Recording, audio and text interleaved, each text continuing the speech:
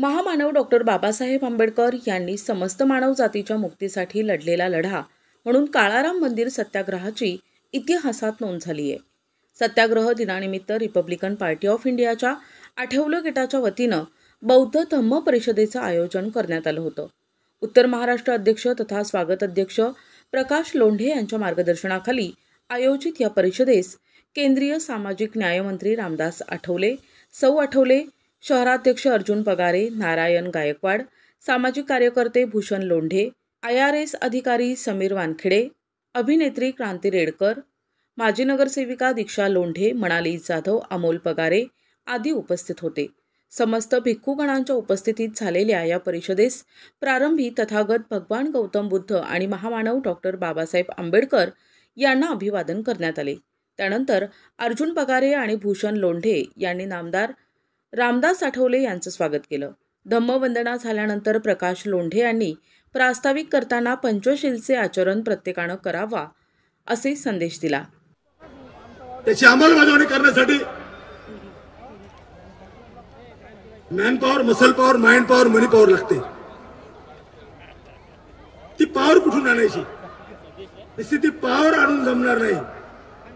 तर त्या पॉवरला धम्म आणि राजकारण या बाजूचा जरी दोन असल्या तरी ते चैतन्य निर्माण करावं, त्यांची स्रोत भरावं, म्हणून भिक्खू संघ असावा। म्हणून आठवले साहेबांच्या संकल्पनेतून मला स्वागत अध्यक्ष करण्यात आलं।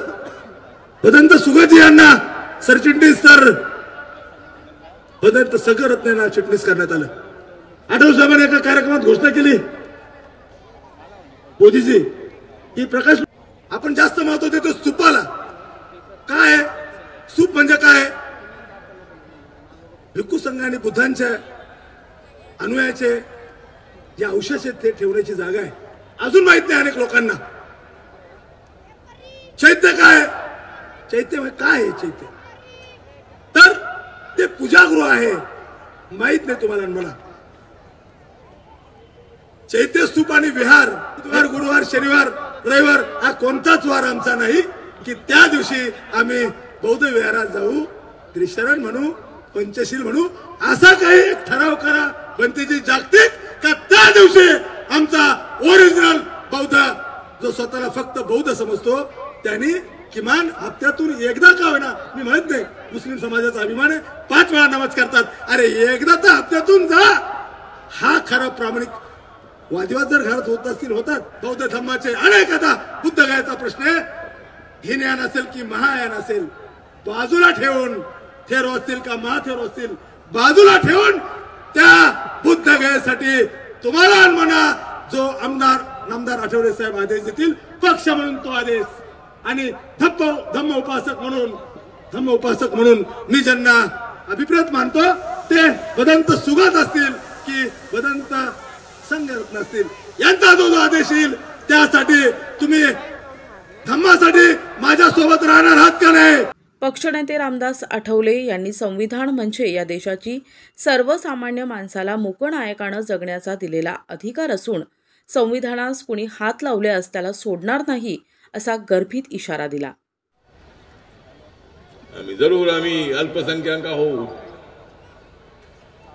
पण एकदा आम्ही जर खवळलो तर आम्ही कुणाच्या बापाला ऐकत नाही, आम्ही जेलला घाबरत नाही। पूर्वी आमच्या काही कवीने असं म्हटलेलं आहे की तुम्ही आम्हाला जेलमध्ये टाकलं तर आम्ही एक दिवस सगळा जेल घेऊनच आम्ही उडून जाऊ। आम्ही सर्वजण, पण आम्हाला हे सगळं नाही करायचं। आम्हाला शांततेच्या दिशेनं देशाला पुढे घेऊन जायचं आहे। नरेंद्र मोदी म्हणतायत की आम्हाला युद्ध नको आहे, आम्हाला बुद्ध हवा आहे।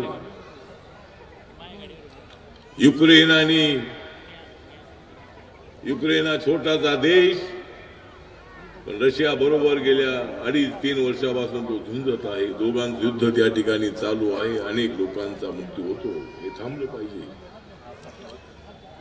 मानव जातीचा जो संवाद आहे तो संवाद थांबला पाहिजे। याचा मी बुद्धिस्ट आहे, मी जरूर नरेंद्र मोदींच्या सोबत आहे, जरूर मी नॅशनल डेमोक्रेटिक अलायन्स मध्ये आहे, पण मी आपल्याला एवढंच सांगतो कि मुझे दूसरों के रास्तों से चलने की आदत नहीं है।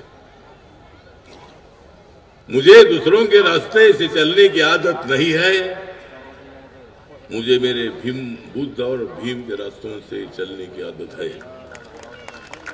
आणि ते जे महाबोधी महाविहार जे आहे ते आपल्या पूर्णपणे ताब्यामध्ये आलं पाहिजे, अशा पद्धतीची आपली मागणी आहे. त्याला आमचा पूर्णपणे पाठिंबा आहे. आपण सगळेजण या धम्मपरिषदेला आपण आलात आणि प्रकाश लोंढेंचं फार मोठं योगदान आहे.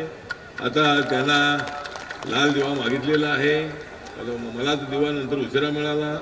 आता ज्यावेळेला दिवा मिळेल त्यावेळेला लाल दिव्याची मागणी करणारे लोक अनेक आहेत. तर त्याच्यामध्ये प्रकाश लोंढे त्याचा ॲक्टिव्ह माणूस आहे. त्याच्याजवळ जरी लाल दिवा आला की आला नाही तरी निळा दिवा त्याच्यासोबत राहिला आहे पक्षाचा. पण ठीक आहे, म्हणजे मिळाला तर तो नक्की मी ते देणार आहे. म्हणजे उत्तर महाराष्ट्राला काही मिळालं पाहिजे. ज्यावेळेला मी देवेंद्र फडणवीस यांच्याशी बोललेलो आहे. या धम्म परिषदेस 8 देशातील भिक्खू संघांचे अनुयायी उपस्थित होते. त्यांचाही यथोचित सत्कार करण्यात आला. यावेळी भारत निकम, समीर शेख, संजय भालेराव यांच्यासह पदाधिकारी आणि कार्यकर्ते उपस्थित होते.